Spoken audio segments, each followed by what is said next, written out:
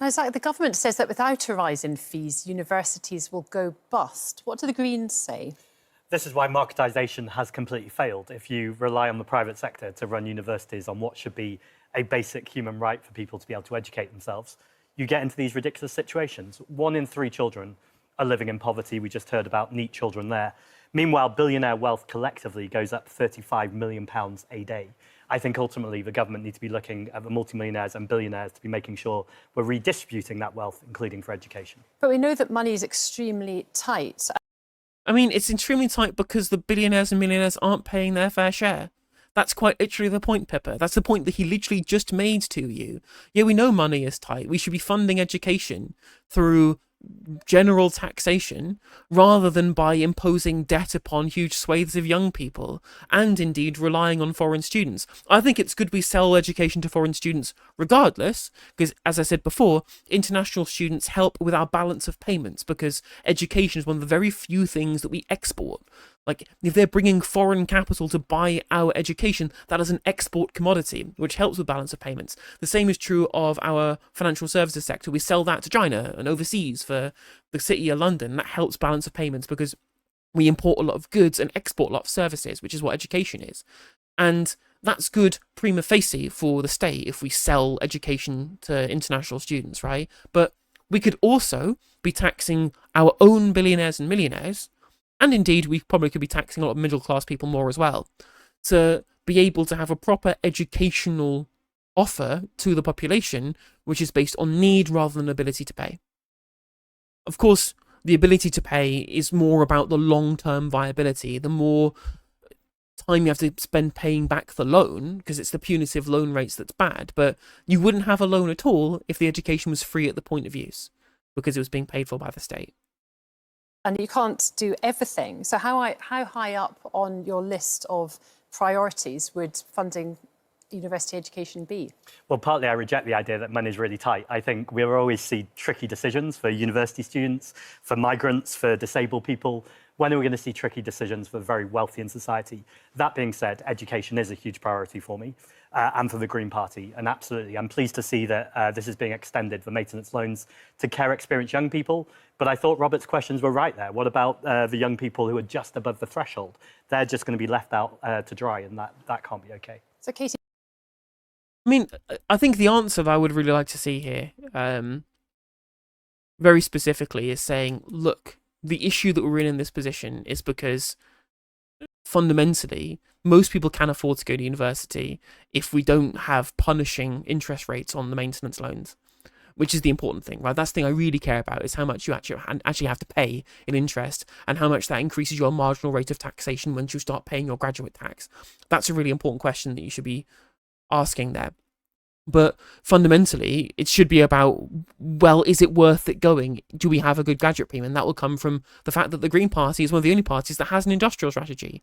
We have an expansionary policy programme to create jobs, to put jobs into under-resourced areas, to be able to give people who have graduated the jobs that they need to earn good money, which means that it won't matter whether they're paying it back, as long as they're paying back at a normal rate rather than the insanely high marginal rate they pay now.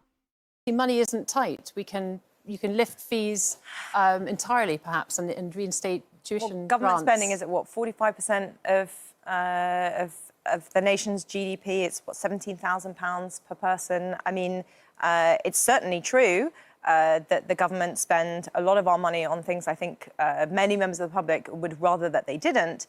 But it is not true, unfortunately, that there is an infinite pool of wealth that can just be tapped at any time. I mean, we do have a sovereign currency issuing government. Again, that will have to come with taxation to control inflation, usual caveat supply. And of course, university expenditure is day-to-day expenditure. That's not going on investment. It's useful and important, but fundamentally you will at least have to recoup some of that from extra taxation to control the money supply. That's the thing, you know. But the government does have an untapped, infinite access to cash because we are a sovereign currency issuer. That's the thing. But it's not technically investment income, you know. Particularly the sorts of people that Zack is talking about are very successfully... Also, like 45% government spending in GDP isn't like a huge amount. Let me just check. Like, If you look at the countries with the highest state expenditure as a percentage of GDP, Finland 57, France 57, Austria 56, Belgium 54, Italy 50, Sweden 50. In terms of state expenditure as a percentage of GDP, we are like way lower than a bunch of major European countries. Yeah, and by way low, I mean like 10% lower, more than 10% lower than France, Finland, and Belgium, you know? University spending could be regarded as partly investment as it shifts out long-run aggregate supply via increasing human capital. I mean, that is true, although it doesn't increase human capital if you don't have the labour with which to put them in, like the sector of the labour market with which to best utilise them, you know, so it'll have to come with investment in income into, or capital investment into the kind of jobs it's necessary for them to go into. No point training up a bunch of mechanical engineers if your country doesn't do any mechanical engineering. Very successful, are very internationally mobile, and they will leave the country, and as we've already seen, they are. Isn't that the danger, Zack? I don't think there's an infinite pool of wealth at all, but there is a pool of wealth. And actually, lots of these people have wealth in assets, and it's not easy to, particularly if they're buildings. The Duke of Westminster owns half of Mayfair. He can't just take up that asset and be internationally mobile. But he can, as he did, sell 25% of his real estate portfolio. Well, let's make sure that we go for the other 75%. So it's And also, like, that 25% of that portfolio will now be in the public domain, which pushes down the asset prices, you know? And again, there are plenty of people who are not going to move. The patriotic millionaires literally say tax us more. ultimately about making sure that we're taxing wealth and not work. Absolutely. Thanks, Robert. And it is really striking, isn't it, how popular wealth taxes look like they might be. But as Ruth says, potentially bringing in less money and behavioural change. And if you're not looking just at the existing taxes and adding to those instead, you've gone for a new wealth tax, the Greens, haven't you? How is that going to work? So it's a tax on assets, 1% on £10 million or more, or 2% on £1 billion or more. But I think what was really striking there is the most obvious win here is to bring capital gains tax in line with income tax. The reason why that's important is right now we tax earned income more than we tax unearned wealth. That means if you're a cleaner, you could be paying more tax than the person who owns the building that you're cleaning. That's completely absurd. It's a political choice. We can make different political choices. And that's true, right? So in terms of the overall kind of marginal rate, the total marginal rate that you pay will be higher in your income tax than it is on those who pay capital taxes, right? There is an important caveat in saying that obviously if you've got a huge portfolio, even that lower rate will generate more taxation, right? But fundamentally it's about the rate that you pay, not the overall amount that you pay. Of course, rich people pay more, but you know, if you are, say for example, Rishi Sunak and you pay a lower effective tax rate than a nurse, which he quite literally did, then that's obscene. That's a system that's fundamentally rigged against the 99% in favour of the 1%. Because fundamentally, the basis of society is built off of people doing work and being productive. It's not good for an economy if you are penalising people for going out and earning a living by doing actual work than those who make money by just sitting on appreciating assets and turning money into money. Those people aren't contributing to the productive capacity of the economy in the same way that people who go out and actually be productive are doing so.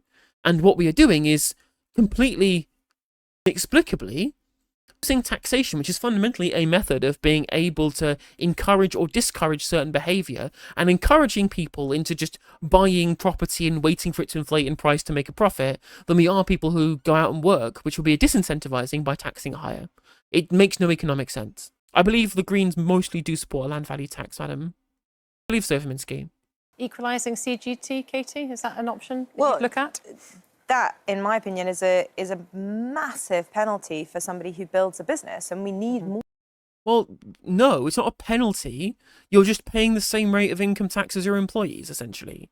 Like, if you're using capital gains as an income, and again, that will only be measured once you sell that business, right? You say, well, it's a punish people who build the business. Well, if they care so much about the business they've built, why are they selling it?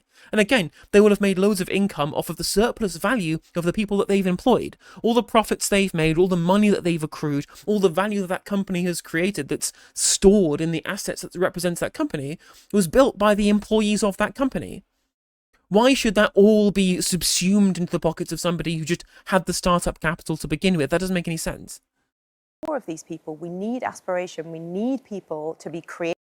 No, we want people to aspire to work hard and be good, productive members of society. Aspiring to be somebody who makes money off of turning money into money and sitting on your ass, that's not what we want people to aspire to. But of course, in Tory world, all aspiration means is get rich or die trying, right?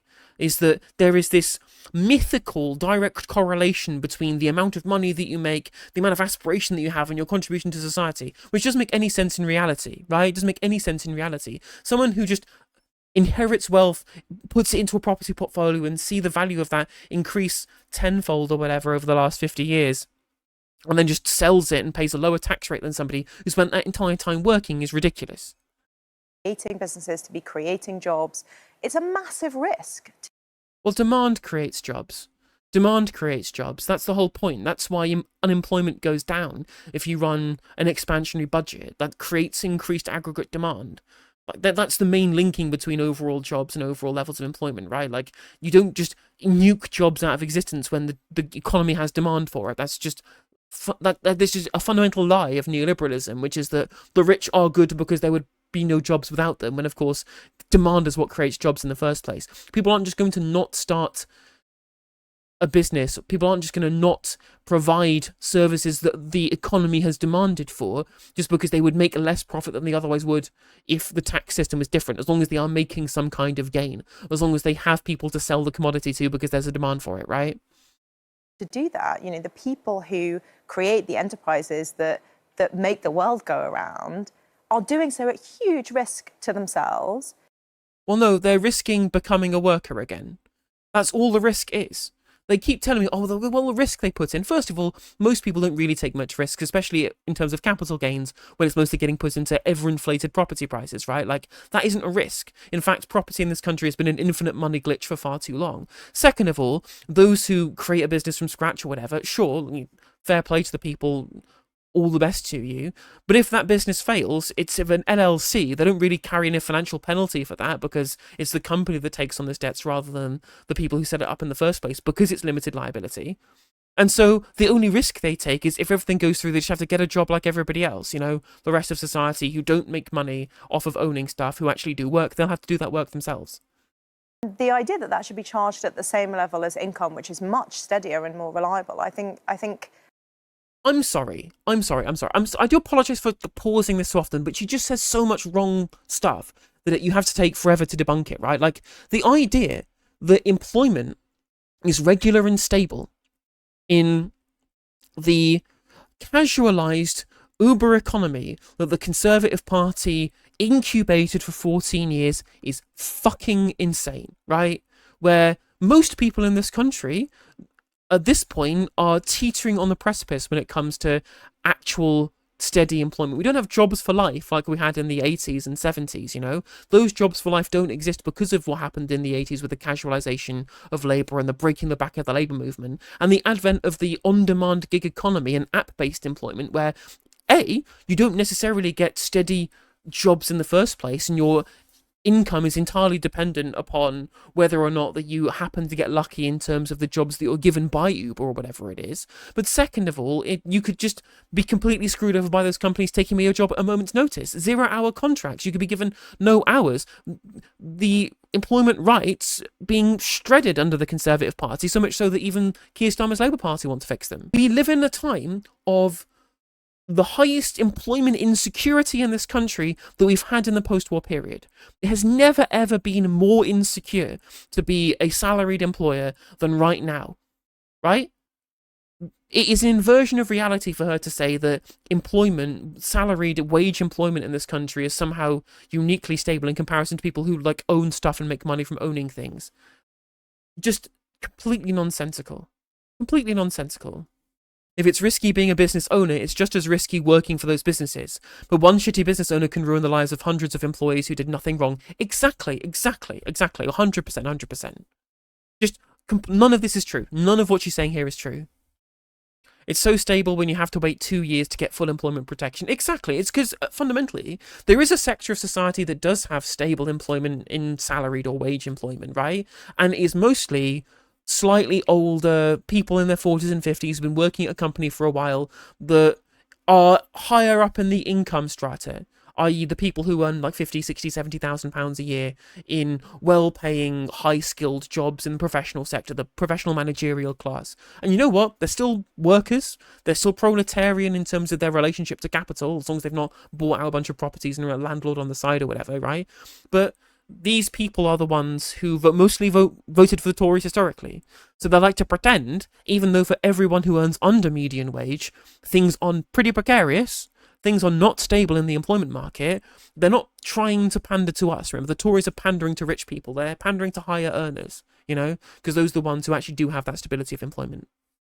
Or indeed, as Adam points out, the only other people who have stable employment are people in trade unions, which is a good argument in chat for everyone watching to go and join a trade union.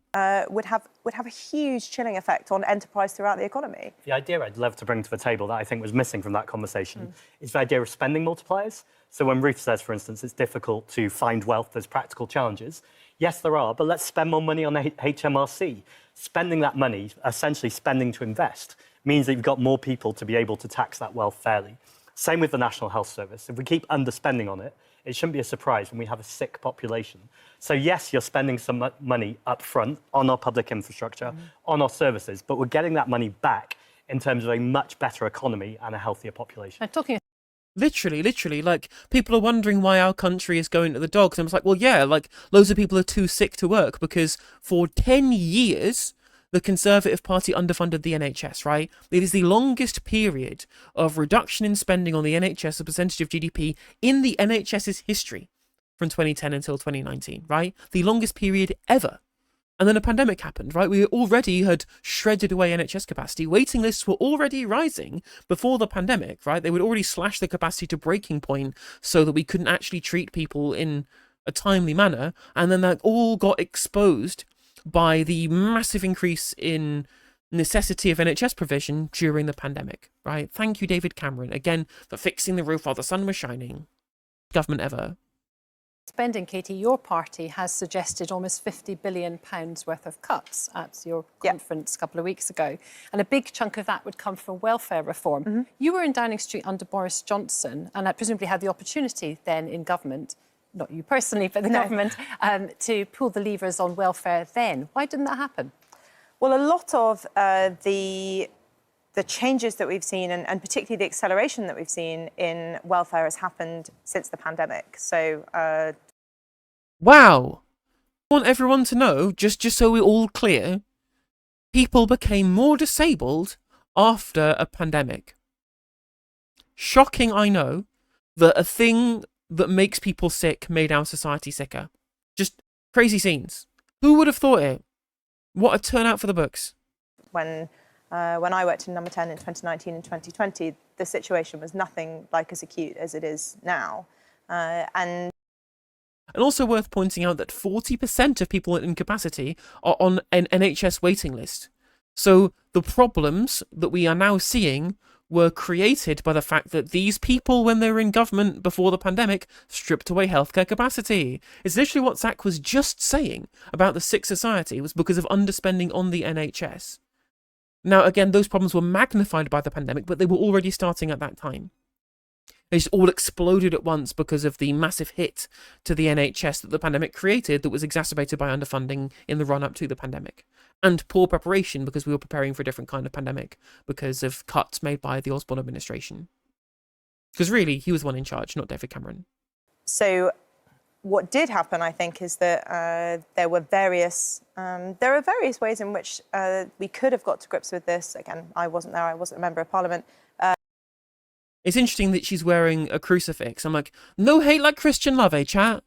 No hate like Christian love. You know, when it comes for dignity for the poorest in society, they want to slash the welfare state.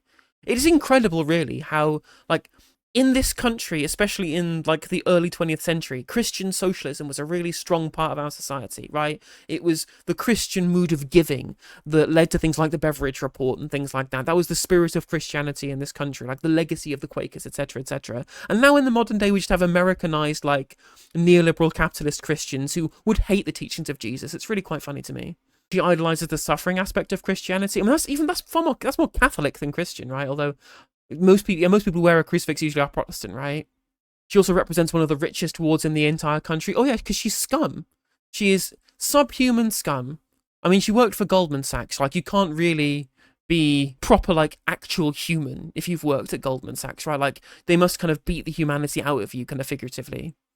And again, I don't blame Christianity for this problem. I blame Americans. American Christians are the problem here. American evangelical Christians and their lobbying institutes that are funded by big capital are the problem. Because, again, like, you speak to actual Quakers in this country and they're still very progressive because they've not been Americanized. Perhaps in the last year or so that we were in government, when this problem was really manifesting itself after the pandemic. But that is our policy now. And Zack, from what we've heard, this government is going to come back with a further round of welfare cuts. Absolutely outrageous. The idea that we would have any spending cuts. People in this country are tired and they're exhausted. They're seeing their cost of living raise and they're not seeing their wages go with it. And they're really, really struggling. And again, we have wealth in this country that we can redistribute. So the idea that people who are already struggling as a result of political consequences and decisions over decades are going to have to suffer another round of cuts. It's not a surprise to me that when Nigel Farage talks about connecting with people's fear and anger, that he's doing so well. Now, of course, I'd say this, reforms solutions will make things even worse. That's why I think the Greens are doing so well right now. We're offering hope and some practical solutions to say we don't need to cut spending, and actually we need to tax the wealthiest in this country more and invest in our public services. But we're talking. And that's so true. It's so true. Again, like, just, they always say that madness is doing the same thing over and over again and expecting different results, right? And we've already seen the failure of austerity, the failure of welfare cuts to make our population better. All it's done is kneecap wage demands. Because remember, like, if you cut welfare, you cut wages, right? There is no need for the private sector to compete with the welfare state if you slash the welfare state, right?